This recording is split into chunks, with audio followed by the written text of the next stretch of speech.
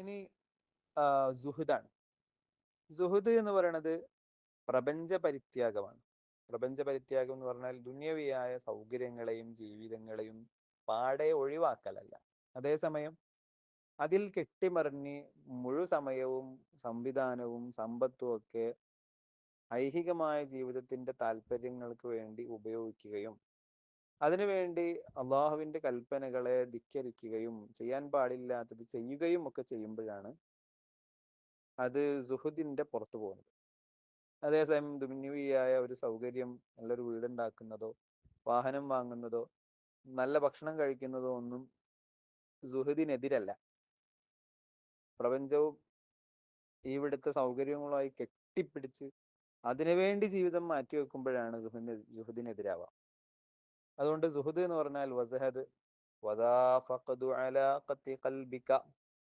വസഹദ്, നിങ്ങൾ സുഹുദ് ചെയ്യണം, പ്രപഞ്ച പരിത്യാഗിയാവണം. അതെങ്ങനെയാണ്? വദാ ഫഖദു അലാഖത്തി ഖൽബിക, നിങ്ങളുടെ ഹൃദയബന്ധം മുറിച്ചു മാറ്റലാണ്. ഹൃദയവുമായുള്ള അഭേദ്യമായ ബന്ധത്തെ മുറിച്ചു മാറ്റുക. ബിൽമാലി, സമ്പത്ത് കൊണ്ട്. സമ്പത്ത് സമ്പത്ത് സ്വത്ത് എന്ന് വിചാരിച്ച് മുഴുവൻ സമയവും അതിന് പിന്നാലെ നടക്കുക, അത് ഒഴിവാക്കണം. ലാ ലാ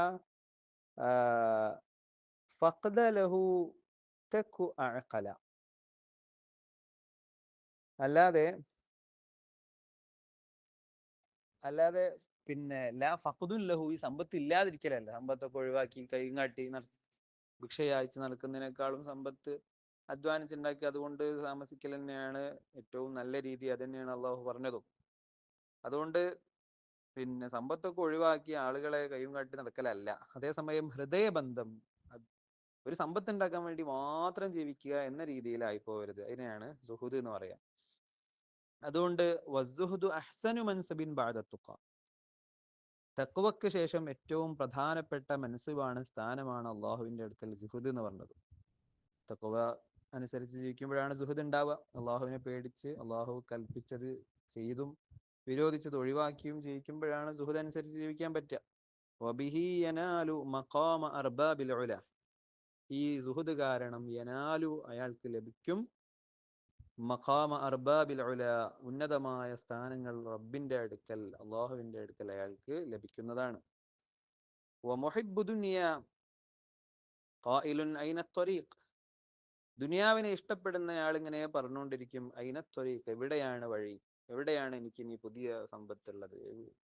ഒരു സമാധാനം കിട്ടൂല. പൈസ ഉണ്ടാക്കണം, ഉണ്ടാക്കണം എന്ന് പറഞ്ഞിട്ട് ഒരു സമാധാനം കിട്ടൂല. അപ്പൊ എവിടെയാണ് പുതിയ വഴികൾ എന്നിങ്ങനെ പറഞ്ഞുകൊണ്ടിരിക്കും. ഐനൽ ഖലാസ്, എവിടെയാണ് എനിക്ക് രക്ഷയുള്ളത് എന്നിങ്ങനെ പറഞ്ഞുകൊണ്ടിരിക്കും.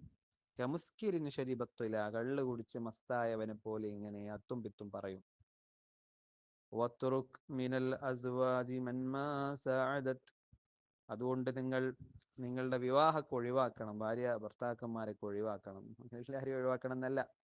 പിന്നെ മൻമാ സഅദത് ഫീ ത്വഅത്തിൻ, നിങ്ങൾക്ക് നന്മ ചെയ്യുന്നതിൽ, അള്ളാഹുവിന് വഴിപ്പെടുന്നതിൽ നിങ്ങളെ സഹായിക്കാത്ത ഭാര്യ ഭർത്താക്കന്മാരെ പരസ്പരം ഒഴിവാക്കുക. വഖ്തർ അസൂബൻ ഫളില, എന്നിട്ട് നിങ്ങൾ ബ്രഹ്മചര്യത്വം തിരഞ്ഞെടുക്കുക.